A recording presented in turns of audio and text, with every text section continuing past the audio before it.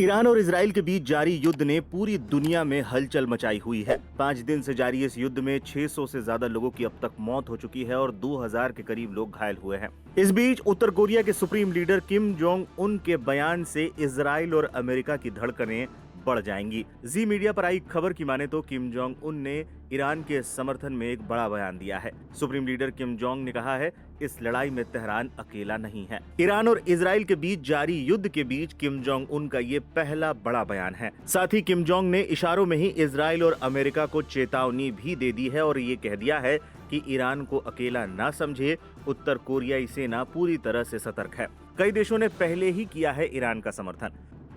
इससे पहले 13 जून को इजराइल की कार्रवाई की कई देशों ने कड़ी निंदा की थी।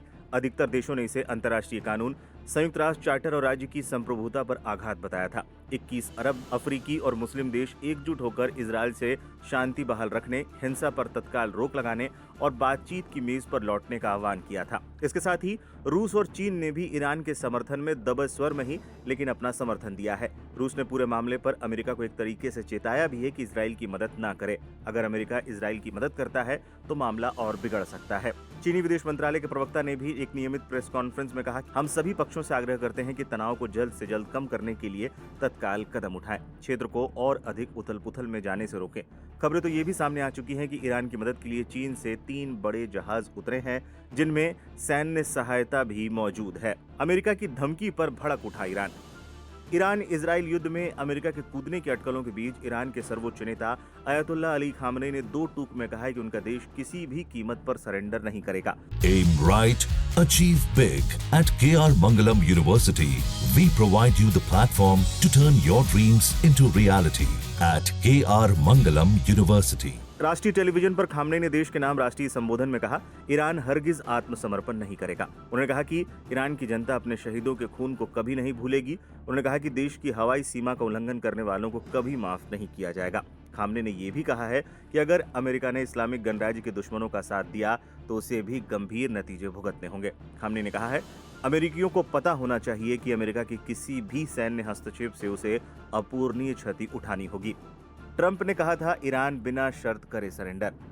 अमेरिका के राष्ट्रपति डोनाल्ड ट्रंप ने इससे एक दिन पहले ही ईरान को बिना शर्त आत्मसमर्पण करने के लिए कहा था। ट्रंप ने अयतुल्लाह अली खामनेई को चेतावनी दी थी कि वो जानते हैं कि ईरान के सर्वोच्च नेता कहां छिपे हैं। ट्रंप ने एक पोस्ट में ईरान से बिना शर्त आत्मसमर्पण करने के लिए कहा था। ट्रंप ने कहा कि खामनेई को मारने की उनकी कम से कम फिलहाल कोई योजना नहीं है।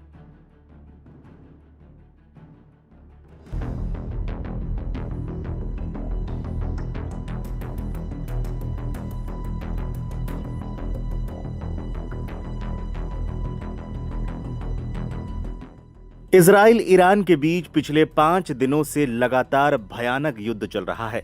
दोनों देश लगातार एक दूसरे के प्रमुख प्रतिष्ठानों को निशाना बना रहे हैं। इस दौरान दोनों ओर से बैलिस्टिक मिसाइलें और ड्रोन दागे जा रहे हैं। इजराइल के हमले का ईरान ने मुंहतोड़ जवाब भी दिया है।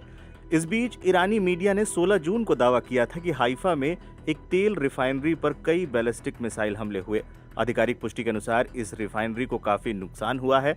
ईरानी हमले में रिफाइनरी के 3 कर्मचारियों की भी मौत हो गई थी। इजराइल की तेल रिफाइनरियों ने पहले बयान देते हुए कहा था कि ईरान द्वारा किए गए मिसाइल हमलों में हाइफा में इसकी पाइपलाइन और ट्रांसमिशन लाइनें क्षतिग्रस्त हुई हैं। कुछ डाउनस्ट्रीम संचालन बंद होने के बावजूद रिफाइनिंग सुविधाएं चालू हैं, लेकिन इतना जरूर कहा गया था कि इससे प्रभाव पड़ेगा। अब उसका प्रभाव जमीन पर दिखने लगा है। खासतौर पर इजराइल के आम लोगों पर इसका सीधा असर पड़ने की बात कही जा रही है। ईरान की रिफाइनरी में हमले के बाद खबरें सामने आई कि इजराइल में तेल की भारी किल्लत हो सकती है। पंपों पर तेल मिलना बंद हो सकता है। कई जगह ऐसी दिक्कतें होने की खबरें भी सोशल मीडिया में फैली, लेकिन बाद में इजरायली मिनिस्ट्री ने इस पर सफाई दी। इजराइल की मिनिस्ट्री ने इन आशंकाओं को खारिज करते हुए अपने बयान में कहा, हमने हमले से पहले ही अतिरिक्त स्टॉक जमा कर लिया था। रिफाइनरी को नुकसान जरूर पहुंचा है, लेकिन तेल आपूर्ति में कोई संकट नहीं आएगा। बाजान ग्रुप इजराइल की सबसे बड़ी ऊर्जा कंपनियों में से एक है। कंपनी ने माना है कि बिजली और भाप उत्पादन से जुड़ी सुविधाएं बुरी तरह से प्रभावित हुई हैं और सभी यूनिट्स को फिलहाल बंद कर दिया गया है। सोशल मीडिया पर वायरल हुई कई तस्वीरें। Aim right, achieve big. At KR Mangalam University, we provide you the platform to turn your dreams into reality. At KR Mangalam University. Haifa में हुई विस्फोटकों की तस्वीरें और वीडियो सोशल मीडिया पर वायरल है, जिनमें देखा जा सकता है कि कई इमारतें क्षतिग्रस्त हुई हैं और बुनियादी ढांचा जलकर राख हो गया है। इसके बाद कई खबरें और तस्वीरें सामने आई थी कि इजराइल में तेल को लेकर संकट गहरा गया है।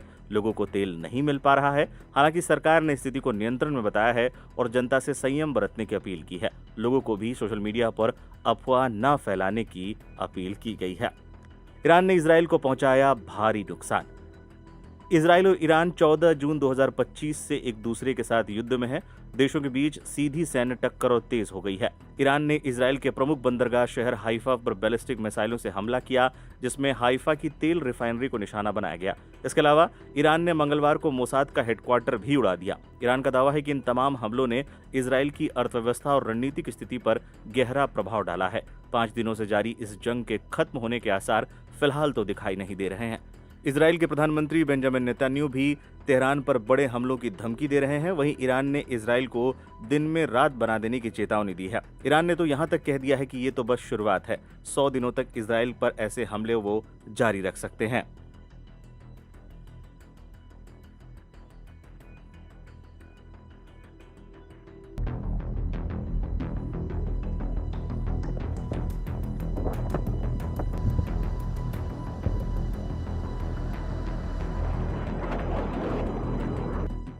यह मध्य पूर्व वही इलाका जहां तनाव, युद्ध और शांति एक साथ सांस लेते रहे हैं। लेकिन 16 जून की रात ने इस तनावपूर्ण शांति का चूल्हा एक बार फिर तार तार किया। जैसे ही घड़ी ने मध्य रात्रि पार किया, ईरान ने घातक मिसाइल इसराइल की जीवन रेखा हाइफा ऑयल रिफाइनरी पर दाग दी। यह कोई साधारण हमला नहीं था। यह पहली बार था जब ईरान ने इसराइल की मुख्य ऊर्जा सुविधाओं पर सीधी कार्रवाई की हो।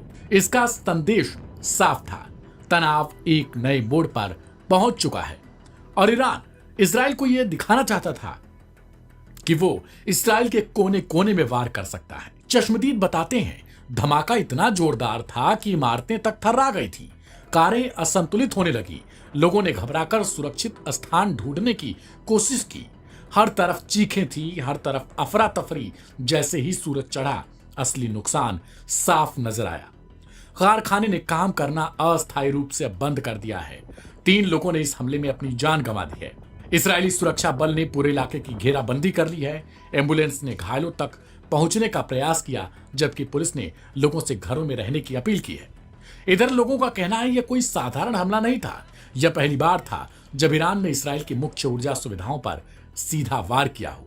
इससे पहले तनाव मुख्य रूप से बयानों तक ही था, लेकिन इस बार हिंसा ने एक नया मोड़ ले लिया।